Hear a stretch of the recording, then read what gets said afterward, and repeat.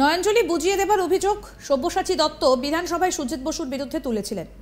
সরকারি জমি দখল, পুকুর দখল, রাস্তা পর্যন্ত বুঝিয়ে দেওয়া হচ্ছে, অভিযোগ করলেন বিজেপি রাজ্যসভার সাংসদ শ্রমিক ভট্টাচার্য। তিনি উদাহরণ দিয়ে লেকটাউনের শ্রীভূমির কথা উল্লেখ করেন। প্রসঙ্গত, এই শ্রীভূমি এলাকা সুজিত বসুর এলাকা বলে পরিচিত। শ্রমিক আরও উদাহরণ দিয়ে বলেন, সল্টলেকের 25 নম্বর ওয়ার্ডের মাঝের পাড়ায় ভবানী কমপ্লেক্স তৈরি হচ্ছে।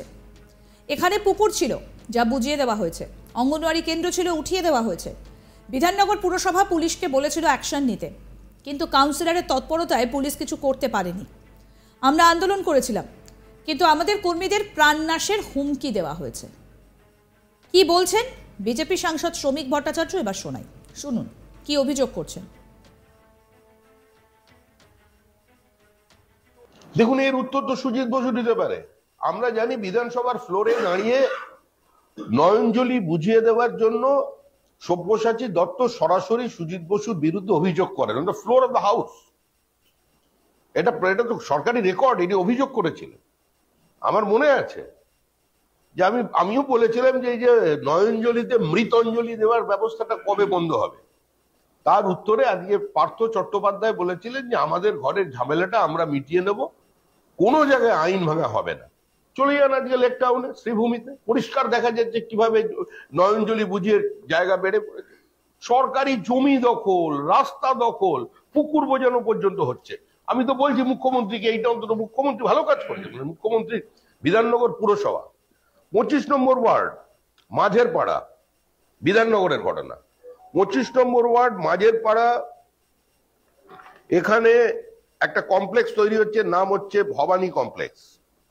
এই ভবানী কমপ্লেক্স যেখানে তৈরি হচ্ছে, এখানে পুকুর বোঝানো হয়েছে। এখানে একটা অঙ্গনওয়াড়ি স্কুল ছিল, সেটাকে তুলে দেওয়া হয়েছে। বিধাননগর কর্পোরেশন বাগুইহাটি পুলিশ স্টেশনকে লিখিত নির্দেশ পাঠিয়েছে অবিলম্বে কাজ বন্ধ করা।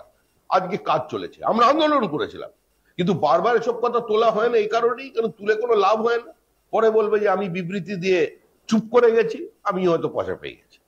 এই জন্য অনেক লোক, অনেক রাজনৈতিক কর্মীরা এর প্রতিবাদ করেন না। আমি তো নাম বলে দিচ্ছি, এখানে সরকার ব্যবস্থা নিয়েছে।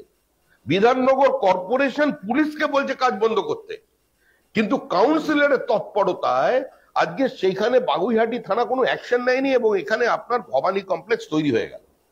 আপনি দেখে আসুন, গিয়ে রেকর্ড বার করুন। পুকুর আছে আপনার, ফণি না ননি কি একটা আছে না বাইপাসের উপরে, কতগুলো পুকুর বুঝিয়েছে ও। মুখ্যমন্ত্রী জানেন না, বামা বলে সেটা ওয়ার্ল্ড ব্যাংকের টাকায় তার পার সংস্কার করা হয়েছিল, সিটিং করে ঘিরে নিচ্ছেন আর বহুতল নির্মাণ হয়ে যাচ্ছেন। হাজার হাজার কোটি টাকার মালিক। ফোন করলে সব পার্টির উঁচু নেতাদের কাছে ফোন চলে আসছে, যেটা বলা যাবে না। আমরা আন্দোলন করেছিলাম, আমাদের যারা ওইখানে এই ঘটনা নিয়ে আন্দোলন করেছিল তাদের প্রাণনাশের হুমকি দিয়েছে লোক পাঠিয়ে। এই যে মনি ফনি সামনে আছেন, এখানে আবার কম আপনারা বেড়াতে যাচ্ছেন, ওখানে কি যেন ওখানে বলে এখন মলও হয়ে গেছে। রেকর্ড দেখুন, স্যাটেলাইট পিকচার দেখুন। তৃণমূল ভবনের পিছনে কত জলা জমির উপরে কনস্ট্রাকশন হয়েছে। গোটা কলকাতা শহরে 10 লক্ষ মানুষ ঘর হারিয়ে ফেলবেন যদি মুখ্যমন্ত্রী যা বলছেন সেটাকে বাস্তবায়িত করতে যায়। সিভিল ওয়ার তৈরি হয়ে যাবে কলকাতায়। গত 10 বছরে যত বেআইনি নির্মাণ হয়েছে, সব বেআইনি নির্মাণ তৃণমূল করেছে, কথা কেউ বলছে না। বাম জমানা থেকে শুরু হয়েছে। বামেরা করতেন এটা পদ্ধতিগত ভাবে। বুদ্ধিমান রাজনৈতিক দল সংঘবদ্ধভাবে প্রথমে কমিটি তৈরি হতো, কমিটি তৈরির পরে ঘিরত, তারপরে মানুষের অধিকার, দরিদ্র মানুষের দাবি, সেটাকে প্রতিষ্ঠিত করবার জন্য জমিটা দখল করা হতো। তারপরে সেখানে একটা নাম তৈরি হতো, নামের পরে সাইনবোর্ড বসতো কোঅপারেটিভের, তারপরে ছোট ছোট ঘর হতো। এটা ছিল সিপিআইএম এর স্টাইল। আর তৃণমূল কংগ্রেস ষাঁড়ের লড়াই, আসছে মারছে, উড়িয়ে দিচ্ছে, বসিয়ে দিচ্ছে, কেউ কিছু করতে পারবে না। প্রসঙ্গত বলি, সোমবার 24শে জুন নবান্ন সভাঘরে বৈঠকে মুখ্যমন্ত্রী ক্ষোভের মুখে পড়েছিলেন দমকল মন্ত্রী সুজিত বসু। মুখ্যমন্ত্রী বলেন, সল্টলেক আমার কাছে লজ্জা। সল্টলেক রাজারহাটে খালি জায়গা দখল হয়ে যাচ্ছে, সুজিত বসু লোক বসাচ্ছে, কত টাকা লেগেছে। পুরসভা নিয়ে বৈঠকে দমকল মন্ত্রী সুজিত বসুকে পুরো ধুয়ে দিলেন রাজ্যের মুখ্যমন্ত্রী মমতা বন্দ্যোপাধ্যায়। পুরসভার চেয়ারম্যান, মেয়র এবং প্রশাসনিক কর্তাদের উপস্থিতিতে সোমবার 24শে জুন নবান্ন সভাঘরে বৈঠক করেন মুখ্যমন্ত্রী। মমতা যখন প্রকাশ্যে নাম ধরে সুজিত বসুকে এই কথা বলেন, স্বভাবতই অস্বস্তিতে পড়েন দমকল মন্ত্রী। মাথা নাড়তেও দেখা যায় তাকে। মমতা বলেন, ভাববেন না আমি কোনো কাগজ ছাড়া একথা বলছি। ছবি দেখালে নিজেরাই লজ্জা পাবেন। এর জন্য কত টাকা লেগেছে? একটা করে ট্রিপল লাগাচ্ছে আর বসে পড়ছে। এর জন্য কাকে কত টাকা দিতে হয়েছে? মমতার প্রশ্ন, কেন সল্টলেক পুরসভার কাউন্সিলররা কাজ করেন না? কি বললেন সেদিন মুখ্যমন্ত্রী মমতা বন্দ্যোপাধ্যায়, শুনুন। সল্টলেক আমার লজ্জা লাগছে।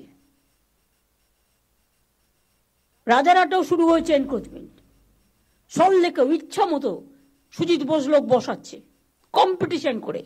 কেন কেন বাইরের লোক বসবে? এআরডি অফিসের অপোজিটে, যদি আপনাদের আমি ছবি দেখাই ভাববেন না যে আমি উইদাউট কাগজপত্রে আপনাদের কাছে চলে এসেছি। ছবি দেখালে নিজেরাই লজ্জা পাবেন। এর জন্য কত দিতে হয়েছে?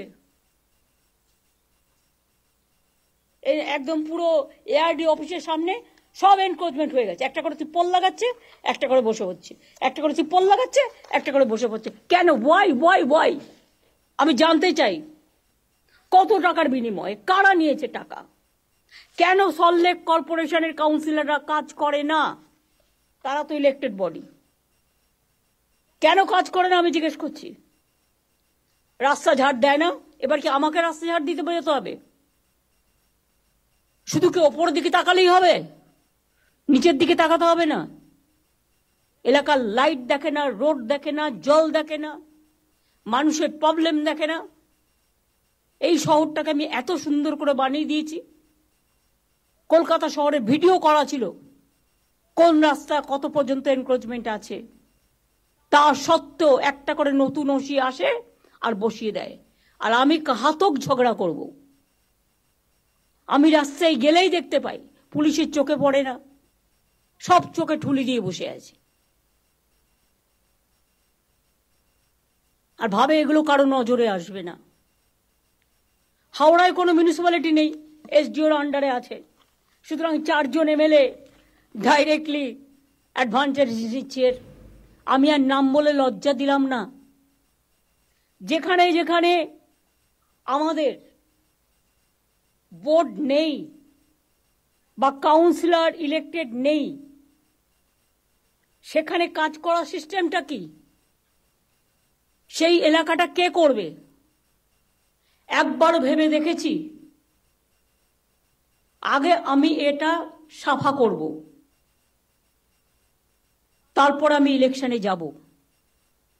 যে যে এলাকা, বালি পৌরসভার অবস্থাও খুব খারাপ, যে যে এলাকা বোর্ড নেই, নমিনেটেড 5 জন মেম্বার ভাবছে এটা আমাদের প্রপার্টি। No, not that. আরো আপডেট পেতে দেখতে থাকুন আজ তাক বাংলার ইউটিউব চ্যানেল, সাবস্ক্রাইব করুন, নোটিফিকেশন পেতে বেল বাটন অপশন প্রেস করুন।